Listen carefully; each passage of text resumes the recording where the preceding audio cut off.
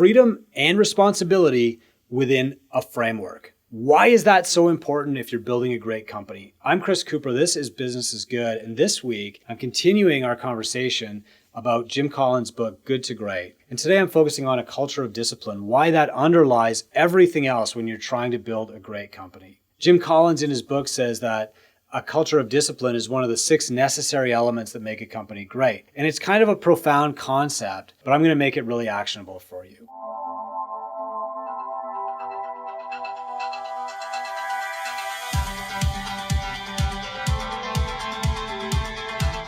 So nowadays, everybody talks about culture as if it's a tangible thing. There are hundreds of business books about culture, and many companies go out of their way to focus on culture without a really clear definition of what that is. So they put in pool tables, and they put in breakfast bars and ping pong or whatever, and they have staff nights out at bars to improve their culture. And they have fun Fridays on Zoom, and they send out party hats. You know, I'm guilty, we've done this, we all have. But when you ask them how their culture is improving, or how it's better than it was 2 weeks ago, nobody knows because they can't define it. Does good culture mean that everybody's happy at work all the time? Does great culture result in better staff retention? Does that affect your clients? Does it change any of the key economic indicators of the company? Who's to say? You know, as Supreme Court Justice Potter Stewart said, I'll know when I see it. He was defining obscenity and pornography in the media when he said that. But we all kind of say that about culture, right? We can't define it, but we know when we see it. The thing that makes Collins' book, Good to Great, so powerful is that he actually pinpoints the culture present in great companies.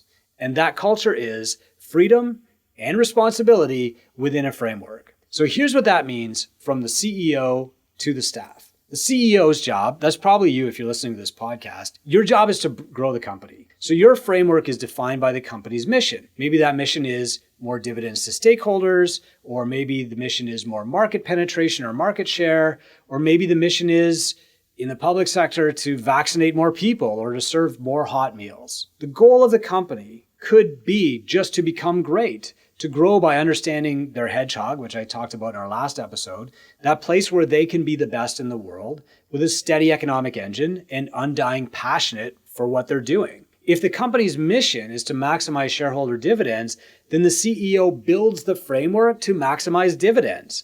If the mission is to help people get fit, then the CEO builds the framework to help more people get fit. And then they must adhere to that framework. They must avoid the temptation to do other things or start other companies or play around with side hustles or otherwise be distracted from that goal. Now, of course, this focus is kind of a paradox. Every profitable company must serve their client well, and every service-focused business must make money if they want to stick around. The key is to build a framework that allows for a little bit of flexibility, that's your freedom, but ultimately holds the CEO accountable for results, which is responsibility. The staff's job they're responsible for following the framework to deliver a specific outcome. However, there might be some freedom within that framework as long as the intended outcome is produced. And that's the key. The outcome has to be produced. So for example, in my gym, our coaches have a class plan. They know that they have to start the group right on time.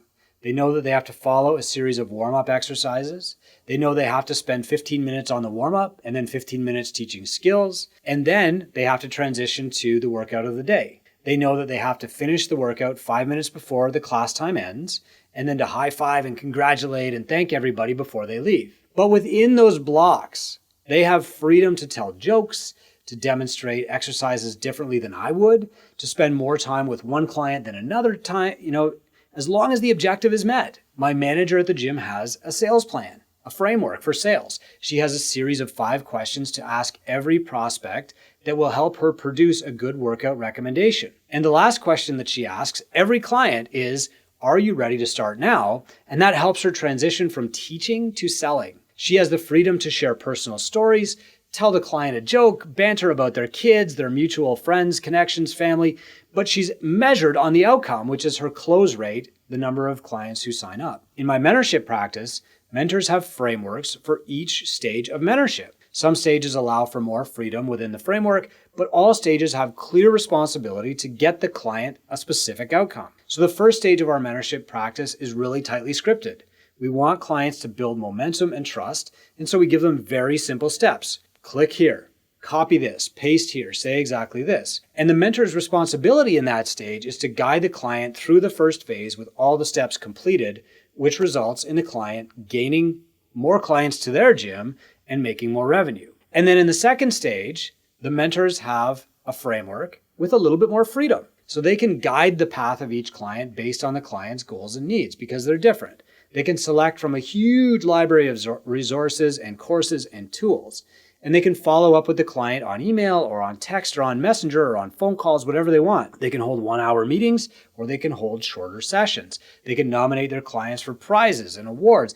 But ultimately, they are responsible for a single outcome. The client has to achieve their profit goal. Now, that's how we work with staff in my companies. But for staff in your company, a culture of discipline means following a plan instead of chasing novelty, holding clients to the plan instead of dreaming up new directions at every workout or every mentor call, holding management and the CEO accountable for setting the course, creating the frameworks, and sticking with them, using different methods to motivate clients while understanding that the client's outcome is the ultimate goal. My first gym nearly failed because I lacked a culture of discipline.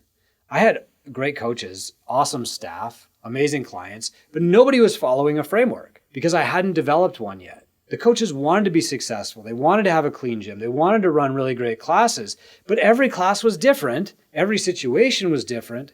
Everybody's definition of clean was different because they were all treated as these individual cases. When I wrote a playbook and a checklist and a set of policies, then we had a framework and my great people flourished within that framework. Is a culture of discipline really easy to build or maintain? Not really. It requires having the disciplined people with disciplined thought processes.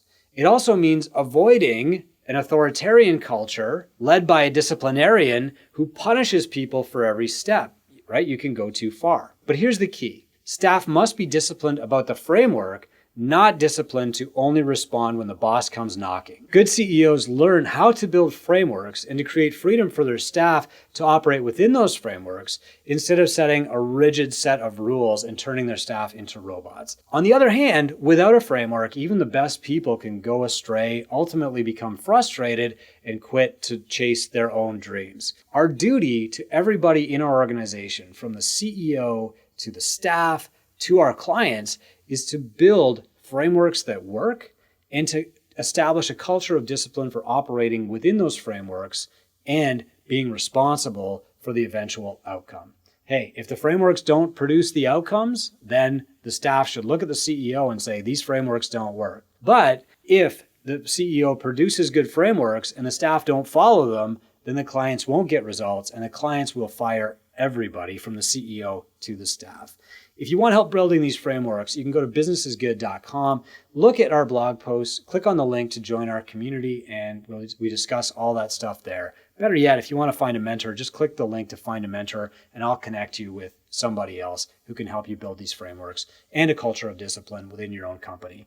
I'm Chris Cooper. This is Business is Good. Thank you for your service. Go build your frameworks.